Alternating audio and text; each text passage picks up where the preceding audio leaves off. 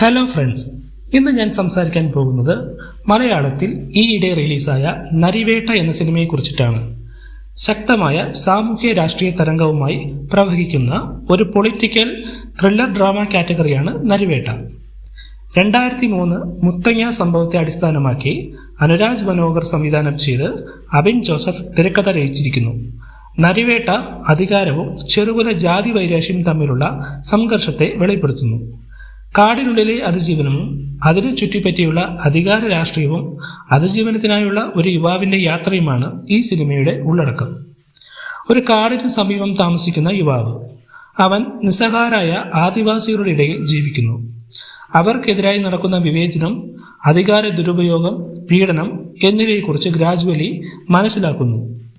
അവരുടെ നിമിഷങ്ങൾ, സ്നേഹബന്ധങ്ങൾ, കുടുംബത്തിന് നേരെ വരുന്ന അപകടങ്ങൾ ഇതെല്ലാം ചേർത്ത് കഥയെ ഒരു വികാരാത്മകമായ രീതിയിലേക്ക് നയിക്കുന്നു. നല്ലൊരു സ്നേഹക്കാഴ്ച പകർന്നു കാട്ടുന്ന കഥാപാത്രം അവൻ്റെ ജീവിതത്തിൽ പ്രബലമായ ചലനങ്ങൾ സൃഷ്ടിക്കുന്നു. അവരുടെ കുടുംബത്തിൻ്റെ സുരക്ഷയ്ക്കും സ്നേഹത്തിനും വേണ്ടി നായകനെടുത്ത നിലപാടാണ് ഈ സിനിമയുടെ ഹൃദയഭാഗം. പക്ഷേ അവൻ്റെ ഈ തീരുമാനങ്ങൾ അവനെ തന്നെ ഗുരുതരമായ പ്രത്യാഘാതത്തിലേക്ക് നയിക്കുന്നു. സിനിമയുടെ അവസാന ഭാഗം, എസ്പെഷ്യലി ക്ലൈമാക്സ്, സിനിമ കണ്ടിരിക്കുന്നവരുടെ കണ്ണു നിറഞ്ഞു പോകുന്ന ഫീലാണ്. ഇത് തീർച്ചയായിട്ടും ഒരു മസ്റ്റ് വാച്ച് മൂവി തന്നെയാണ്. ഈ സിനിമയുടെ പ്രധാന കഥാപാത്രങ്ങൾ ചെയ്തിരിക്കുന്നത് വർഗീസ് പീറ്ററായി അഭിനയിച്ചിരിക്കുന്നത് ടൊവിനോ തോമസ്, ഒരു ചെറുപ്പക്കാരനായ CRPF constable. Head constable Basheer അഹമ്മദായി അഭിനയിച്ചിരിക്കുന്നത് സുരാജ് വെഞ്ഞാറമ്മൂട്.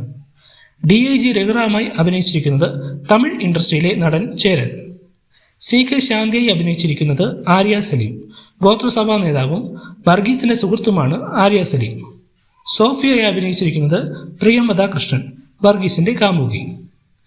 ഇതുപോലുള്ള മൂവി അപ്ഡേറ്റ്സ് അറിയാൻ നമ്മുടെ ചാനൽ സബ്സ്ക്രൈബ് ചെയ്യുക, ലൈക്ക് ചെയ്യുക, ഷെയർ ചെയ്യുക, കമൻറ്റ് ചെയ്യുക. Thank you friends.